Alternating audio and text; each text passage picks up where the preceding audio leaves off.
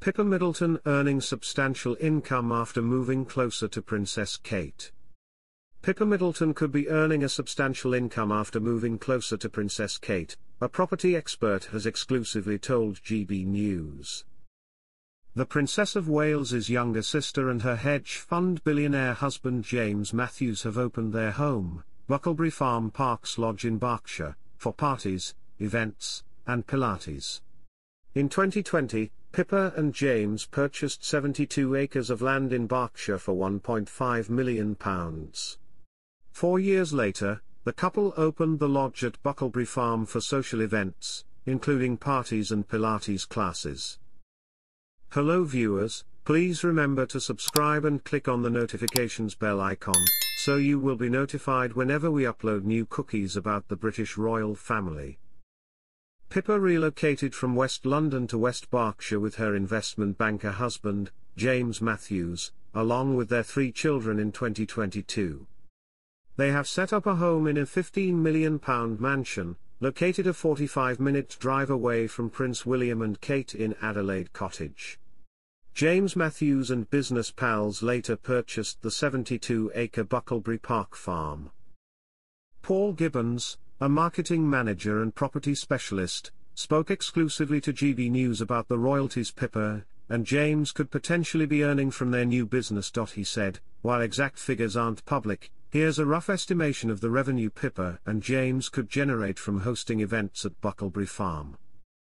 The lodge, used for events such as private parties, yoga retreats, and Pilates sessions, can command significant fees. Rentals for high-end events can easily bring in thousands of pounds per event. The luxury glamping tents provide a unique experience and can be rented out at premium rates, likely £100s per night. With 5 tents, they could earn a substantial income, especially during peak seasons. Regular activities such as deer tractor rides, petting zoo admissions, and seasonal events like festivals can also generate consistent revenue streams. These activities make the farm a year-round destination for families and tourists. Gibbons explained how Pippa and Kate have become closer since moving closer to each other. He said, living close to the Princess of Wales has likely strengthened the bond between Pippa and Kate. Proximity means they can see each other more frequently, share parenting experiences, and their children can grow up, playing together. This close-knit family environment supports stronger relationships and more frequent family interactions. Pippa and James Matthews moved to Bucklebury Farm in 2022 for several compelling reasons. One of the main motivations was to be closer to Pippa's family. With her sister the Princess of Wales also living in the countryside, this move allows their families to spend more quality time together, fostering closer relationships among the children and between the siblings. The second reason was because the Matthews are in favour of a rural upbringing. Pippa and James wanted their children to experience a rural upbringing similar to Pippa's own childhood. The countryside offers a more peaceful, nature-oriented environment compared to the hustle and bustle of London. The third reason being business opportunities. Owning and managing Bucklebury Farm aligns with their business interests. Living on site or nearby enables them to oversee operations directly and invest in the property's development and activities. But what if we were wrong? Let's consider what we actually do know about what the next few months hold for Kate, a handful of actual facts so small you could fit in one of her interminable, thankfully now decommissioned, clutch bags. Shudder. The princess has indicated that she hopes to attend the remembrance service at the cenotaph in November and then her December carol service. She is also, according to the Telegraph, expected to hold a small number of other engagements over the coming months. However, these will not be announced far in advance, in case she needs to cancel for health reasons. What has become apparent this year is a covert redirection of the Prince and Princess of Wales energies and a pronounced shift in their communications strategy. While we have obviously seen much less of Kate this year, we have also never had a year where she has so frequently and so directly communicated with us, the rank and file.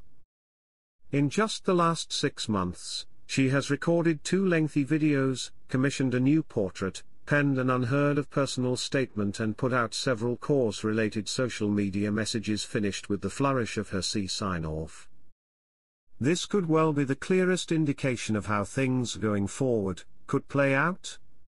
That is, we could much more regularly see her popping up in feeds and served up by the algorithm, with the princess more frequently speaking directly to the world and harnessing the power of Mark Zuckerberg's digital demon spawn to promote her causes and to communicate with the world. In this scenario, there would still be some real-world outings in Kate's program, the sort that require a princess to get a nice blow-dry and to bust out only the latest and brightest in burgundy H&M blazers, for a visit to a nursery in Newcastle. But what we could also be seeing, as her in-person engagements drop off, is a marked spike in her social media presence. Such a handy twofer. With that video, Kensington Palace was able to simultaneously highlight a deserving organisation's amazing work while indulging in some really top-notch Wales branding. Call it caring done for public, social media consumption. And the interesting thing is that this brings us back to where we started the monarchy as theatre. Royalty repackaged into readily digestible entertainment.